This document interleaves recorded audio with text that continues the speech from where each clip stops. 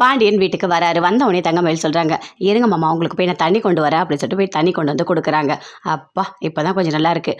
ஆமாம் செந்தில் உங்ககிட்ட நான் வேலை கொடுத்தேனே நீ அதை செஞ்சியா அப்படின்னு சொல்லிட்டு கேட்குறாரு. எல்லாமே நான் பண்ணிட்டேன் அப்படின்னு சொல்கிறாரு. இல்லை அந்த மசாலாக்காரங்கிட்ட போய் பார்க்க சொன்னேன் அதை பார்த்தியா அப்படின்னு சொல்லிட்டு கேட்குறாரு. அதை மட்டும் நான் சொல்ல மறந்துட்டேன் அப்படின்னு சொல்கிறாரு. மறந்துட்டியா? ஆமாம் இதையே நீ மறந்துட்டேனா மற்ற வேலைலாம் நீ எப்படி பார்த்துருப்ப அப்படின்னு சொல்லிட்டு பாண்டியன் கேட்குறாரு. இல்லைப்பா இல்லை எல்லா வேலையும் நான் செஞ்சுட்டேன், இந்த ஒன்று மட்டும் தான் சொல்ல மறந்துட்டேன். அது எப்படி மறப்ப? ஆமாம் 10 மணிக்கு வர சொல்லியிருக்கேன் அவங்கள. அப்போ நான் கடையிலேருந்து எங்கேயாவது போயிட்டா அவருக்கு யார் காசு தருவா? வந்துட்டு போனால் அது எவ்வளோ பெரிய கஷ்டம் அப்படின்னு சொல்லிட்டு பாண்டியன் சொல்கிறாரு. என்னங்க இப்படிலாம் பேசிகிட்டு இருக்கீங்க? அவர் நம்மக்கிட்ட 10 வருஷமாக நம்மக்கிட்ட தொழில் பண்ணிகிட்ருக்காரு. அது எப்படி அப்படிலாம் நினைப்பாரு அப்படின்னு கோமதி சொல்கிறாங்க. நினச்சிட்டா என்ன ஆகும் அப்படின்னு பாண்டியன் கேட்டுட்ருக்காரு. ஆனால் நீங்கள்லாம் இருக்கீங்களே வேஸ்ட்டு பால்வடி பசங்க மாதிரி இருக்கீங்க, கொஞ்சம் கூட ஒரு பொறுப்பே கிடையாது அப்படின்னு சொல்லிட்டு பயங்கரமாக திட்டிகிட்ருக்காரு. திட்டி முடிச்சிட்டோன்னே அங்கேருந்து அப்படியே ரொம்ப கோவமாக போகிறாரு. என்ன இவர் இப்படி பண்ணிகிட்ருக்காரு அப்படின்னு சொல்லிட்டு அப்படியே கோமதி மனசுக்குள்ளேயே யோசிக்கிறாங்க. எல்லாருக்கும் சேர்ந்து சாப்பாடெலாம் போட்டுட்ருக்காங்க. நீங்கள் 2 தோசை சாப்பிடுங்க 3 தோசை சாப்பிடுங்க அப்படின்னு தங்கமயில் எல்லாருக்குமே போட்டுட்ருக்காங்க. கோமதி சொல்கிறாங்க, இங்கே பாருமா தண்ணி 2 குடம் பிடிக்கணும் போய் பிடிப்போ அப்படின்னு சொல்கிறாங்க. இல்லை அத்தை இல்லை நான் அப்புறம் பிடிச்சிக்கிறேன், இவங்களுக்குலாம் நான் பரிமாறிட்டு அப்புறம் போகிறேன் அத்தை அப்படின்னு தங்கமயில் சொல்கிறாங்க. நீ அப்புறம் போன நாங்கள் தண்ணி நின்றுடும் போ அப்படின்னு சொல்கிறாங்க. சரியா அத்தை நான் போயிட்டு வரேன் அப்படின்னு சொல்லிட்டு அங்கேருந்து தங்கமயில் போகிறாங்க. அப்போ கோமதி சொல்கிறாங்க, இல்லை இவர் இப்படி திட்டுறாரு எனக்கு ரொம்ப கஷ்டமாக இருக்குது அப்படின்னு சொல்கிறாங்க. 3 பேருமே உட்காந்து சாப்பிட்டுட்டு இருக்காங்க.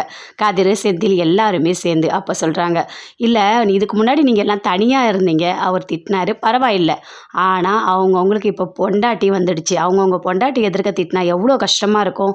இது ஏன் அவருக்கு புரியவே மாட்டுது? நல்ல வேலை மீனா ராஜி 2 பேருன்றதுனால அட்ஜஸ்ட் பண்ணி போகிறாங்க, அமைதியாக இருக்காங்க. வேறு யாராவது இருந்தால் என்ன பண்ணுவாங்க? என் புருஷனை எதுக்காக திட்டன்னு சொல்லிட்டு எல்லாரும் கேள்வி கேட்பாங்க அப்படின்னு கோமதி சொல்கிறாங்க. அப்படியே எல்லாருமே கேட்டுகிட்டே இருக்காங்க.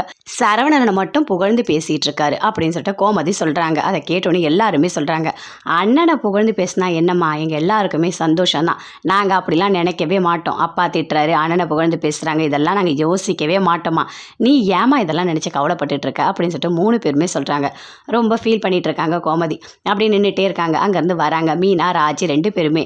ஏய் உன் சாரி சூப்பராக இருக்குது, இந்த கலர் எனக்கு ரொம்ப பிடிக்கும் தெரியுமா அப்படின்னு கோமதி சொல்கிறாங்க. அப்படியா அத்தை?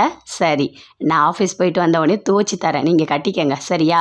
ஆனால் ஒன்று, இந்த புடவைக்கு பதில் உங்களோட பீரோலேருந்து எனக்கு ஒரு புடவை கொடுக்கணும் அப்படின்னு சொல்லிட்டு மீனா சொல்கிறாங்க. அதுக்கு கோமதி, ஏன் ஒரு புடவை? என் பீரோ ஃபுல்லாக இருக்க எல்லா புடவையும் நீ எடுத்துக்கோ அப்படின்னு சொல்கிறாங்க. என்ன பாசம் ஐயோ தாங்க முடியலையம்மா அப்படின்னு ராஜி சொல்கிறாங்க. ஏன் என் மருமகிட்ட என்ன சண்டை போட சொல்கிறியா? நான்லாம் அப்படி போட முடியாது அப்படின்னு கோமதி சொல்லிட்டு இருக்காங்க. சரி அத்தை நான் போயிட்டு வரேன் அப்படின்னு சொல்லிட்டு 2 பேருமே கிளம்புறாங்க. ஆமாம் அங்கே என்ன ஒரு சவுண்டு கேட்குது, ஏதோ உருட்டுற சவுண்டு மாதிரி கேட்குது அப்படின்னு மீனா சொல்கிறாங்க.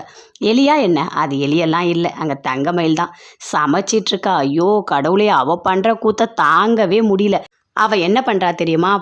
போய் சமைக்கிறன்னு ஒரு சாம்பார் ரசம் காரக்குழம்பு 2 கூட்டு, அப்பாப்பாப்பாப்பாப்பா ஹோட்டலில் சமைக்கிறா மாதிரி விருந்து சாப்பாடு மாதிரி டெய்லி சமைக்கிறா. சமைச்சிட்டு எடுத்துகிட்டு போகிறதுக்கு வேற ரெடி பண்ணிகிட்ருக்கா அப்படின்னு சொல்லிட்டு கோமதி சொல்கிறாங்க. ஆனால் ஒன்று, இன்றைக்கி நான் கண்டிப்பாக விடவே மாட்டேன் அப்படின்னு சொல்கிறாங்க கோமதி. என்னத்தை பண்ண போகிறீங்க அப்படின்னு மீனா கேட்குறாங்க. ஆமாம் அவள் புருஷனுக்கு வேணால் அவள் எடுத்துகிட்டு போட்டோம், ஏன் புருஷனுக்கு எடுத்துகிட்டு போகக்கூடாது? சரி எடுத்துகிட்டு போவேன்னு சொன்னால் என்ன பண்ணுவீங்க அப்படின்னு மீனா கேட்குறாங்க. நான் போகக்கூடாதுன்னு சொல்லுவேன், நான் என் மாமியார்ன்ற மாதிரி நான் நடந்துப்பேன் அப்படின்னு சொல்கிறாங்க கோமதி. அப்பா சூப்பர் அத்தை, இப்போ தான் நீங்கள் கரெக்டாக பேசுகிறீங்க. உங்களுக்கு ஒன்று தெரியுமா, தங்கமயில் என்னென்ன பண்ணுறாங்கன்னு? இப்போ கணக்கெல்லாம் எழுத சொன்னால் கூட அவங்களே எழுதுறேன்னுவாங்க. அடுத்தது சாவி கொத்தவங்க கிட்டேருந்து வாங்கிப்பாங்க, எல்லா உரிமையும் வாங்கிப்பாங்க. அப்புறம் உங்களால் ஒன்றுமே பண்ண முடியாது அப்படின்னு மீனா சொல்கிறாங்க. அப்படியே கோவம் வருது கோமதிக்கு. கண்டிப்பாக இன்றைக்கி அவளை சாப்பாடு கொண்டு போக விடவே மாட்டேன் அப்படின்னு சொல்கிறாங்க. சரி நீங்கள் இன்றைக்கி வீட்டில் ஒரு சம்பவம் நடக்க போகுது, நீங்கள் 2 பேரும் போயிட்டு வாங்க, வந்து பாருங்கள் என்ன நடக்குதுன்னு அப்படின்னு சொல்லிட்டு கோமதி சொல்கிறாங்க. அப்படியே அத்தை சூப்பர், இதே கோவத்தோடு இருங்க, நாங்கள் போயிட்டு வரோம் அப்படின்னு சொல்லிட்டு ராஜி மீனா 2 பேருமே வெளியே போகிறாங்க. அப்படியே நின்றுட்டுருக்காங்க. அங்கேருந்து தங்கமயில் வராங்க. அத்தை நான் சாப்பாடு கட்டி எடுத்துகிட்டு போகிறேன் அப்படின்னு சொல்லிட்டு. எங்கே யாருக்கு? மாமாக்கும் அவருக்கும் தான், நீ அவருக்கு மட்டும் எடுத்துகிட்டு போ, உன் புருஷனுக்கு மட்டும் எடுத்துகிட்டு போ, என் வீட்டுக்காருக்கு வேண்டாம் அப்படின்னு சொல்லிட்டு கோமதி சொல்கிறாங்க.